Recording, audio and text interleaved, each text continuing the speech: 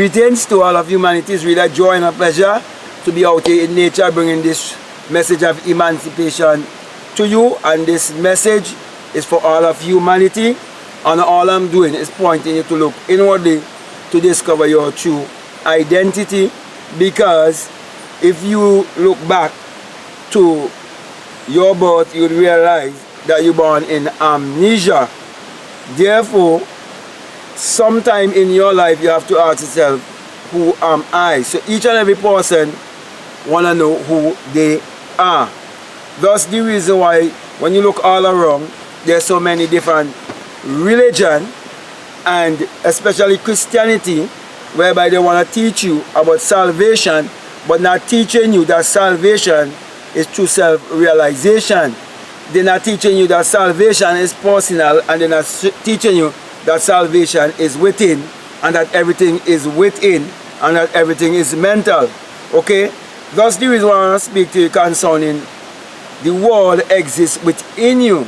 Okay? And that is stated in the Bible in Ecclesiastes 3:11, that the world exists within you, and that there is nothing new under the sun. Okay? So that which has been is actually now. Okay? So my brother, my sister, when you come to really understand that, and also understand that the Bible is not a religious book, you come to also understand that the Bible is psychological, and that the Bible addresses the human mind and must be interpreted psychologically, for it is not literal, neither is it secular history, for it was written symbolically. Therefore, my brother and my sisters, everything you see outwardly, it starts inwardly. So you're beholding an outer projection of what is within. Now, even this camera that I'm looking at this camera from within, and this camera came from within. The money we use came from within. It was false thought. It was false imagine. Everything that we depend upon, it was false imagine, it was false thought. And many people refer to God as their provider, as their healer, as their everything. And everything that we depend upon for survival, it was false thought, it was false imagine. Now, there are those who speak about the sun and the moon and the stars. Okay, and they say that God created them. Okay? Let's give them the benefit of the doubt. Okay? It is said that God said, let there be, and there was. For someone to say something, it has to first be a thought, because every thought, every word, is an expression of a thought. And every action is the flowing of a thought also. Okay? So a word is a thought expressed. So it's showing you the creation story, that everything created from first a thought, and a thought is invisible. That's the reason why the Bible tells you even the world was framed by faith. Now what is faith? Faith is the substance of things hoped for, the evidence of things not seen. Now, the motor car, the money, the aeroplane, everything, they were first invisible, now be made visible. And how did it happen? Someone had an idea, or a vision, or an inspiration, because they listen to their intuition, which is their inside teacher, which is God, which is their own human imagination. And because they believe and trust in the invisible, they put action, and that action brings forth the manifestation. So they are operating by faith. That's the reason why you're told without faith it is impossible to please God. How could you be happy and feel pleased with yourself if you do not believe in yourself? If you can't trust your own human imagination, if you can't trust your intuition, if you can't be the captain of your ship, if you can't understand that you're the Lord and Master of your own life, if you can't understand that it is thoughts that is creating, that your own thoughts that is creating your reality, how will you hold yourself responsible for your thoughts? Therefore, my brother, my sisters, as I said to you, the world exists within you. You have to come to realize that everything you see on the outside, it is within.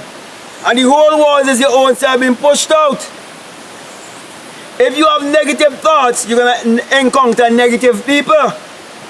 If you have positive thoughts, you're going to encounter positive people.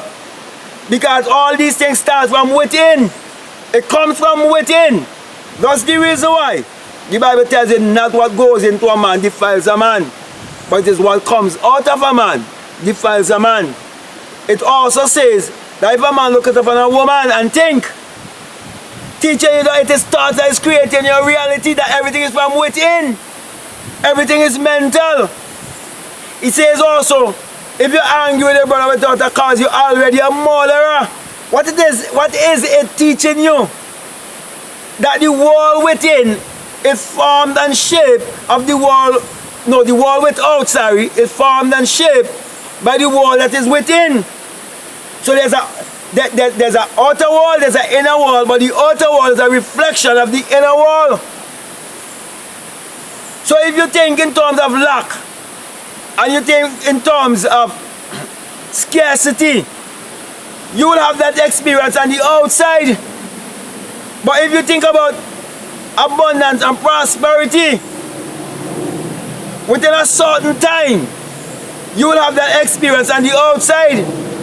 Because everything works by law, and there's a law of gestation that teaches you that everything has its time and it has its season. And as you sow, so shall you reap. But everything begins from within. So my brother and my sisters, everything you're seeing on the outside is from within. So all the delusional people who like to talk about demons, where is the demons? Within their subconscious mind, within their thinking, within themselves. None of us could behold anything without that is not within. Everything is within. Everything is in the mind. Everything comes from the invisible to the visible. You can't change that. Nothing could change that. The whole world is yourself pushed out. My brother and my sisters, when you learn that, and you really believe that, you wouldn't blame nobody. You would never blame anyone. You will always say there's no one to change but self. You will realize that if there's no enemy within, the enemy without could do you no harm. Thy greatest enemy is yourself, your negative self.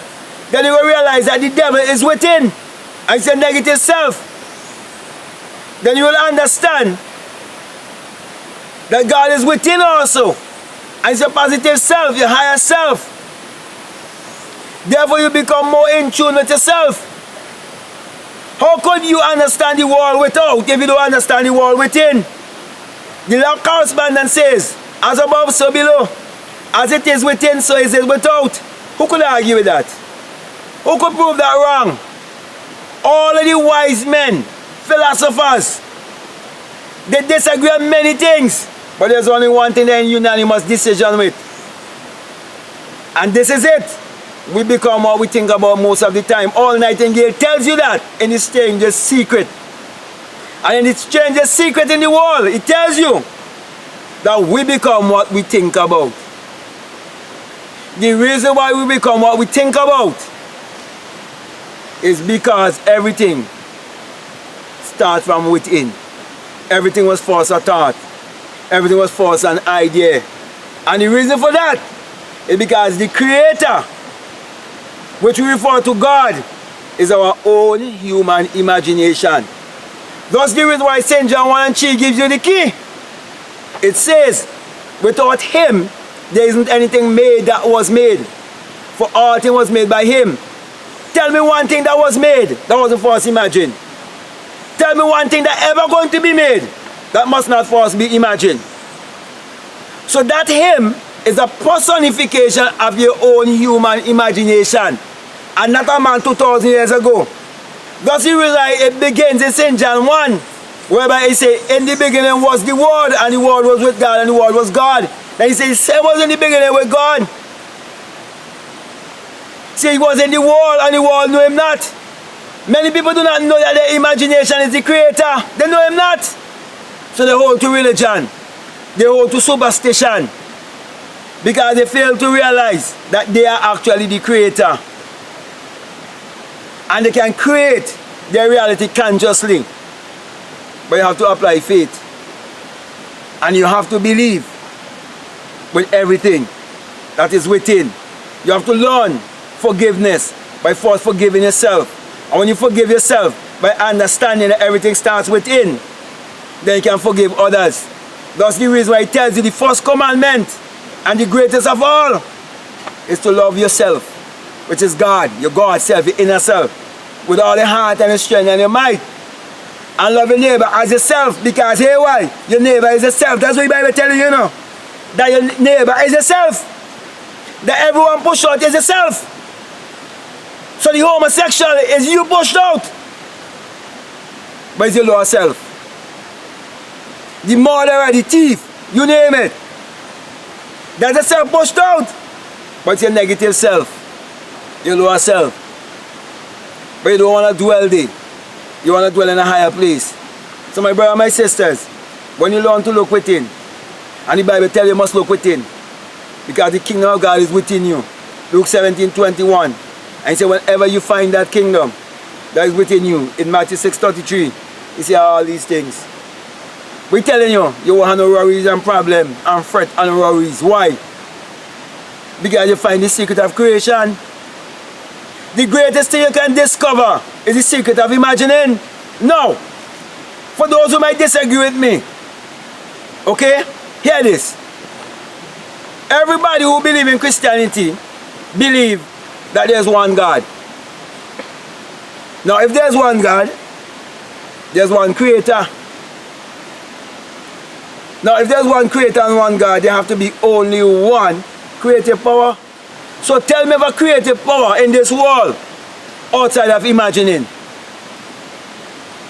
Tell me something that you're using or depending upon that wasn't first imagined. That wasn't first a thought. That wasn't first an idea. So my brother and my sisters, this is the reason why I always point you to look within. So if you want to change the world without, you first change the world within. Every multi-millionaire that you see without, there was a multi-millionaire from within first of all. Every billionaire was a billionaire first of all within. And you're seeing the manifestation. Okay? So with all of that being said, you know, sometimes when I see people every Saturday saying they keep a Sabbath, ask them what they create for the week. Then create a thing. Because they do not know that they are the creator. They do not understand the Sabbath means when you create something because you had a desire. I see the fulfillment and the manifestation. You come into a place of rest. You no longer have the desire.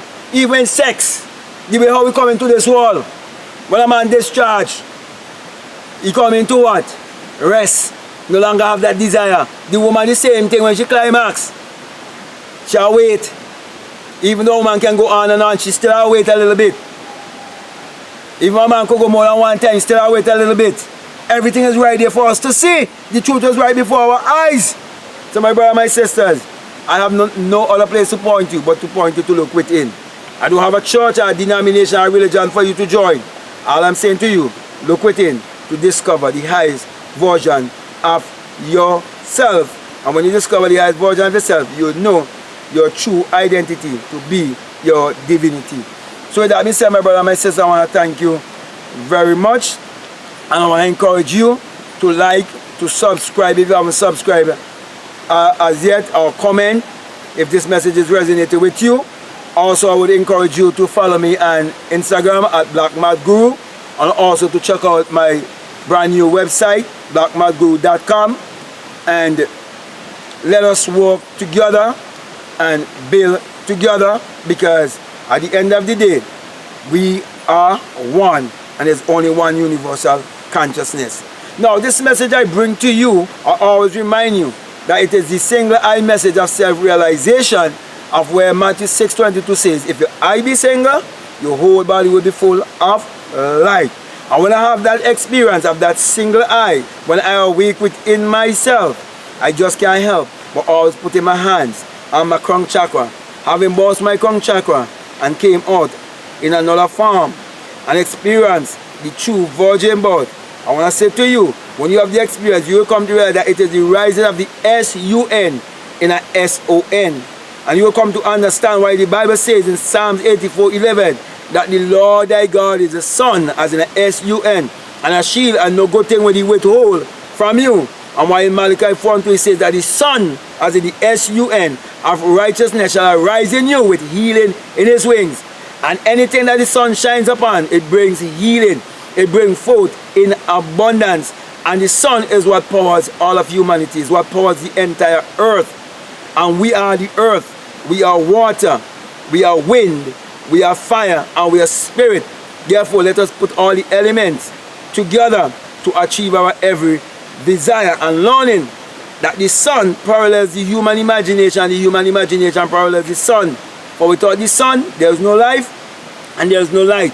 And without the human imagination, there isn't anything made that was made. So my biggest encouragement to you is to use your manpower, which is your solar power, to achieve your every desire, because everything is within. So with that being said, I want to say peace, love you all. I'm out.